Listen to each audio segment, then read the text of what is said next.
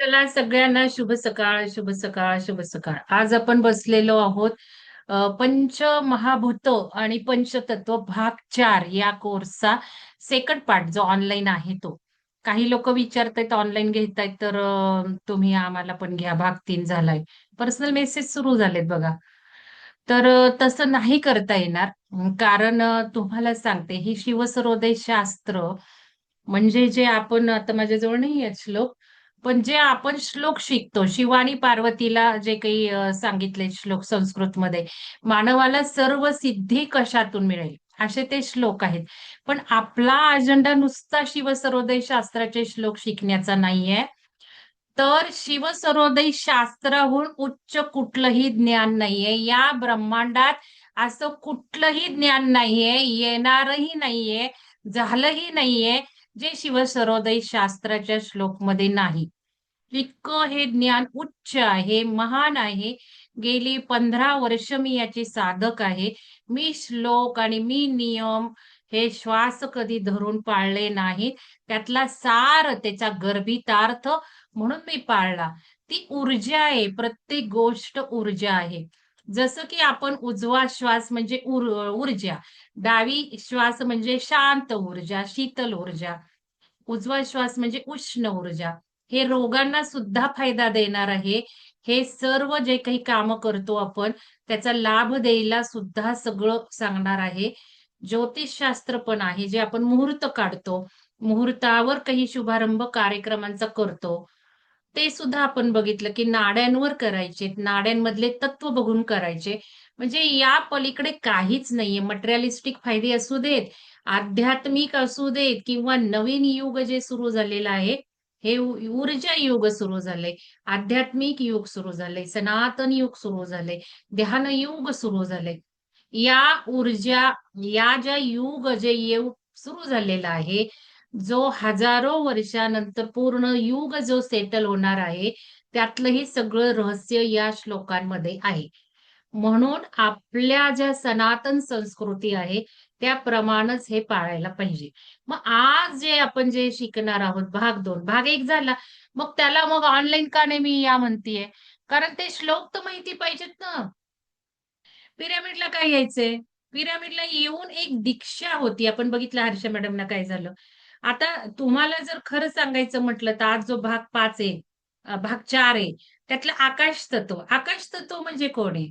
आकाश तत्व म्हणजे पिरॅमिडच आहे ना. तो आकाश तत्व, दैवी तत्व, हायर सुप्रीम आकाश तत्व खेचून आणतो पिरॅमिड. आणि हे ध्यान साधकांनाच ती ऊर्जा मिळते. इतर लोकांना मिळत नाही. त्यामुळे पिरॅमिडला ऐरा-गैरा कोणीही येऊ शकत नाही. तुमची जर ऊर्जा स्थिर नसेल, तर तुम्ही पिरॅमिडला येत नाही. आणि स्थिर ऊर्जा नसेल, तर येऊ पण नाही. कारण दुसऱ्यांची ऊर्जा डिस्टर्ब होते. हे महापातक आपल्याकडनं होतं. काही लोकांना राग येतो मी येऊन नाही दिलं तर, पण हे सगळं मी उलगडं सांगू शकत नाही. उदाहरणार्थ हनुमान. हनुमान जो म्हणतो आपण, हनुमान चालीसा म्हणतो. मग ती 40च दिवस का म्हणायची? मग हनुमान म्हणजे काय? हनुमान म्हणजे ऊर्जा आहे. तुम्हाला माझा पहिला कोर्स पहिल्या वेळेला मी तुमच्या कॅमेरासमोर ज्यावेळेला पहिल्यांदा आले, त्यावेळेला ब्रह्मांडीय ऊर्जेला नमन केलं. आणि या सर्व गोष्टी तत्वांमध्ये आहेत. गुरु म्हणजे तत्व तुम्हाला शिकवलं. सगळं तत्व आहे. देवी हे तत्व, गुरु हे तत्व, श्वास पण तत्व, शिव सरोदय. शिव पण हे तत्वच आहे सांगितलं. शिव कोणी व्यक्ती नाही. हनुमान कोणी व्यक्ती नाही. काल तुम्हाला सांगितलं कृष्ण कोणी व्यक्ती नाही. ही सगळी तत्व आहेत. आणि या तत्वांमध्ये, या ऊर्जांमध्ये जाणून घ्यायचं युग सुरू झालंय. म्हणून हनुमान सुद्धा आकाश तत्व आहे. मग आपण जे आता पंचतत्व शिकणार आहोत, ते खूप खूप महत्वाचं आहे. कारण आत्ताचं जे हे ब्रह्मांड आहे, आपण ज्या ब्रह्मांडात आहोत सध्या, ते 5 तत्वांनी बनलंय. मग 5 तत्वांचा जर अभ्यास नाही झाला, तर पुढच्या ब्रह्मांडात आपण कसं जाणार आहोत? हेच बेसिक तत्व समजून घेतले नाहीत. मग नुसते समजून घ्यायचेत का? नुसतं ज्ञान ग्रहण करायचंय का? नाही, ते आचरणात आणायचे. आणि हा जो अभ्यास आहे शिवसरोदय शास्त्राचा अभ्यास, तो हे शरीर सोडल्यानंतर सुद्धा आपल्यासोबत राहणार आहे. केव्हा राहणार आहे? जर आपण त्याचा गर्भित अर्थ जाणून घेतला, आपण काही आचरणात आणलं, आपण काही मनन, चिंतन, लेखन केलं, तर मृत्यूनंतर सुद्धा आपल्यासोबत येणार आहे. आणि मग पुढच्या जन्माचं जे काही आपलं कर्म, कांड किंवा किंबहुना पुढच्या जन्माचा जो काही आपण प्रोग्राम घेऊ, तो आजच्या या ज्ञानावर घेऊ. आताचं युग काही चाललंय बघितलं तर आपण बघा खूप ऊर्जा आपण खूप सायन्स बघितलं, एआय बघितलं, रोबोट बघितले, कॉम्प्युटर बघितलं, सगळं बघितलं. सगळे शोध आहेत. मिक्सर काय, वॉशिंग मशीन काय. माझी आई म्हणायची जेवढे शोध तेवढे रोग. आता आपण बघत चालले मोबाईलने सुद्धा किती जे यंग जनरेशन धुंदीत नाहीये. त्या मोबाईलशिवाय त्यांना काही सुचत नाही. आपल्यापैकी पण काहींना सुचत नाही. मोबाईल 1 तास दूर ठेवायचा, 2 तास दूर ठेवायचा तर अशक्य व्हायला लागले. म्हणजे वेडं करून टाकले. सगळं माइंड हायजॅक केलेलं आहे आणि अति झालेलं आहे, अति. मग आता कुठे चाललंय युग? आता आपल्याला जेवायची सुद्धा गरज राहणार नाही, आपण बघतोय. आपल्याला पैशाची गरज राहणार नाहीये आता. आणि का तर हे सगळं पैशामुळे वाईट होत चाललं आपल्या जीवनात. पैशामुळं आपण साठवणं, साठवणं, साठवणं. उद्याचं भवितव्य, मुलांचं भवितव्य, मुलांना राहिला काय, मुलांना शिक्षणाला काय, सगळं, सगळं आजची चिंताच नाही आपल्याला. उद्याचीच सगळं साठवणीकडेच जातंय आपलं. मग मूळ जो पैसा आहे त्याच्यावरच आता हा सिस्टम घाला करणार आहे. आपण ऐकतोय, बाकीचे तुम्ही ऐकताय. सिस्टम कोलॅप्स होणार आहे. पैशाची गरज राहणारच नाही. असा काही एक काळ येणार आहे, की जो अशक्य होणार आहे. पैसाच आपल्याजवळ असून वापरता येणार नाहीये. कारण पैशात काही मिळणारच नाहीये. खूप दिवस तुम्हाला सांगते, पैशात काहीच आपली संपत्ती ऊर्जा. आपल्याजवळ ऊर्जा तेवढं आपलं आयुष्य. आपण आयुष्याबद्दलचं अत्याधुनिक शास्त्र यामध्ये ऊर्जा, फ्रिक्वेन्सी, व्हायब्रेशन शिकलो. शिवसरोदय शास्त्र हे सुद्धा ऊर्जा सायन्स आहे. नुसतं श्वास, नुसतं नियमन, नुसतं तत्व नाहीये, त्या ऊर्जा आहेत. मग हे सगळं आपल्याला जाणून घ्यायचं, तर आपण सनातन गोष्टींनाच वापरलं पाहिजे. मला माहिती नाही हे पंचांग चालतं का ते पंचांग. बेस इथे आपला हिंदू धर्माचा आहे.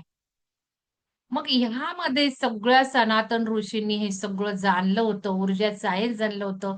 सगळं शास्त्र जे पुढे उलगडा होत चाललेलं आहे, ते सगळं ऋषीमुनींनी जाणून घेतलं. भले आपल्याला कळत नाहीये. आपल्याला ते ज्ञात नाहीये. मग बघा आपल्याला जे ज्ञात आहे आता, आपल्याला जे कळतं त्याला आपण शास्त्र म्हणतो, सायन्स म्हणतो. आणि ज्या गोष्टी आपल्याला उलगडा होत नाही, ही कसं काय बाबा? त्याला आपण शास्त्र नाही मानत, त्याला आपण अध्यात्म म्हणतो. म्हणजे जिथे शास्त्र संपतं आजच्या क्षणाला, तिथे अध्यात्म सुरू होतं. आता पिरॅमिडचं कोण अनम्यूट आहे का? म्यूट करा. आमचाच आवाज आहे.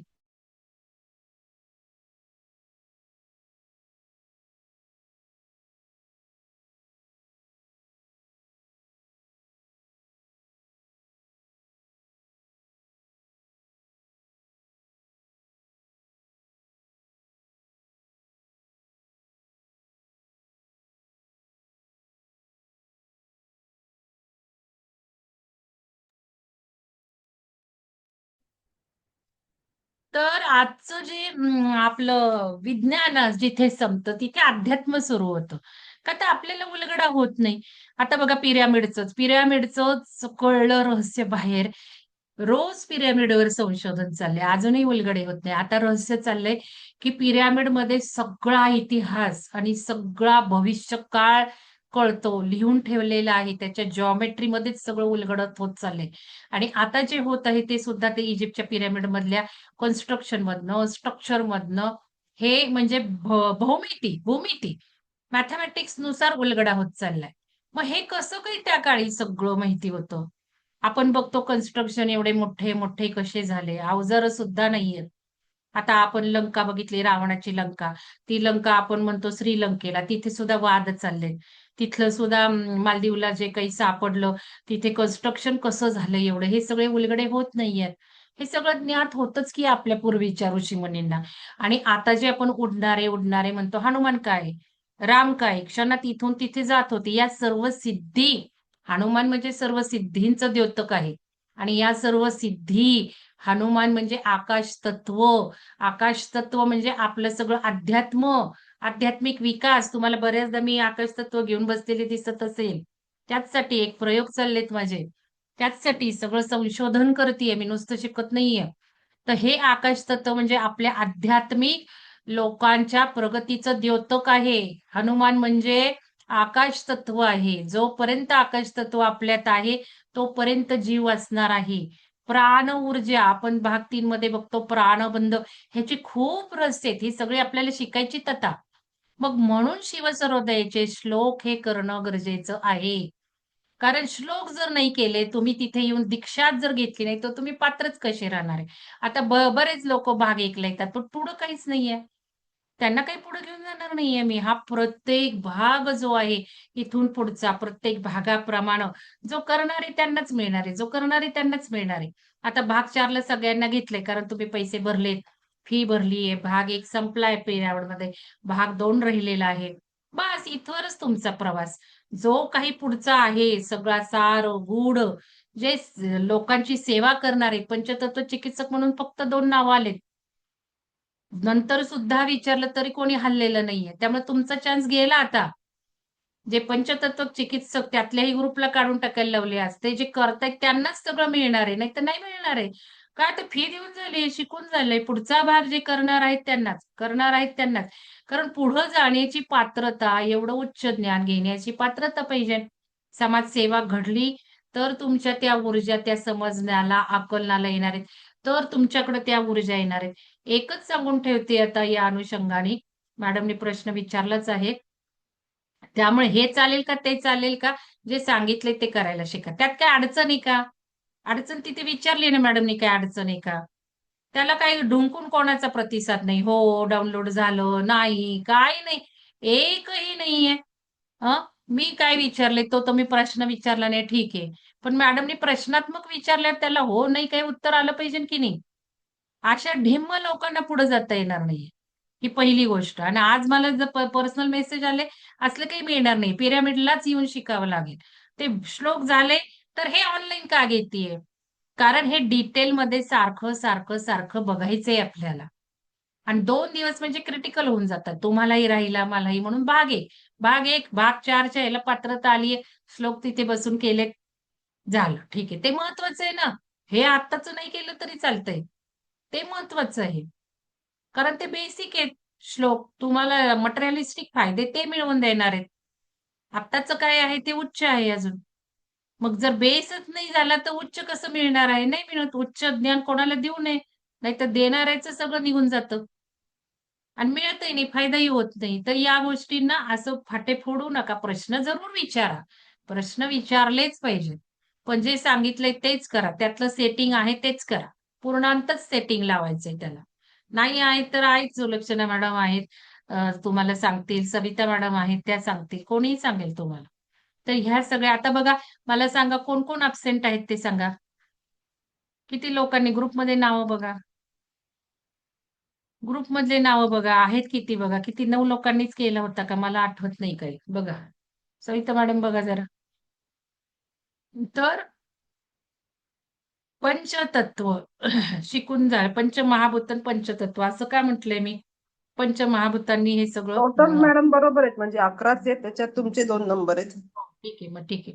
मग आता पंचमहाभूत म्हणजे आपलं ब्रह्मांड हे पंचतत्वांनी बनले. आता जसं आपण आपला देह सोडला तर काही जाणार आहे. पहिल्यांदा पृथ्वी तत्व जाणार आहे. मग आपलं अर्पण होणार आहे, जलतत्व जाणार आहे, राख होणार आहे, वायुतत्व जाणार आहे. प्राण जो जाणार आहे तो आकाशाकडे जाणार आहे. मग उरलं नंतर अग्नी तर देतोच. आकाश तत्वच राहणार आहे. म्हणून आकाश तत्वामुळेच आपण जीवात रूपांतर आलोय. आकाश तत्व आपल्या जर बॅलन्स ढासळला तर सगळं आयुष्य उद्ध्वस्त व्हायला लागतं. आकाश तत्व कमीही होऊन चालत नाही. आकाश तत्व जास्त होऊनही चालत नाही. संसारिक म्हणजे त्या स्टेजेस आहेत. त्या वेळेला ते तुम्ही जास्त करू शकता. आणि मग या तत्वानंतर परम आकाश तत्व, परम परम, परम, परम, परम होत जात आपण मग हे आपले जे चेतनेचे डायमेन्शन्स आहेत, ते उंचावत जाणार आहे. तर ऊर्जा काय आहे? ऊर्जा चेतनेच्याच लेव्हल आहेत. हनुमान काय आहे? कॉन्शियसनेस लेव्हल आहे. कृष्ण काय आहे? कॉन्शियसनेस लेव्हल आहे. आता हनुमानाला पवनपुत्र म्हणतात. आजचा तुम्हाला जो क्लू दिलाय, त्यावरनं 40 वाचा आणि लगेच ग्रुपवर टाका. आता प्रत्येक 40चे श्लोक बघा मी जे काही रहस्य सांगितलंय. हनुमान म्हणजे आकाश तत्व. आकाशात जे काही सगळं भरलंय ते. मग ज्यावेळेला आपण ध्यान करतो, शिवसाधक बनतो, ज्यावेळेला तुम्ही पिरॅमिड मध्ये येता, ज्यावेळेला तुम्हाला पिरॅमिडचे काही अनुभव येतात, ते आकाश तत्वाचे अनुभव येतात. तुम्ही उडण्याच्या प्रक्रियेला लागता. तुमच्या सुषुम्नेतून म्हणजे जे काही सुषुम्ना नाडी शुद्ध व्हायला लागते. त्यामुळं हळू तुम्हाला कुंडलिनी जागृतीचे अनुभव यायला लागतात. आणि कुंडलिनी जागृती म्हणजे सिद्धी. ज्याचे चक्रभेदन होत जातात. जसं आपण चक्रा बॅलन्सिंग करायला लागतो, तसं त्या चक्रांच्या सिद्धी, गुण पाझरत जातात. आपण बघतोय अनुभव. तसे आपल्याला अनुभव यायला लागतात. म्हणजे सिद्धी पण आपल्या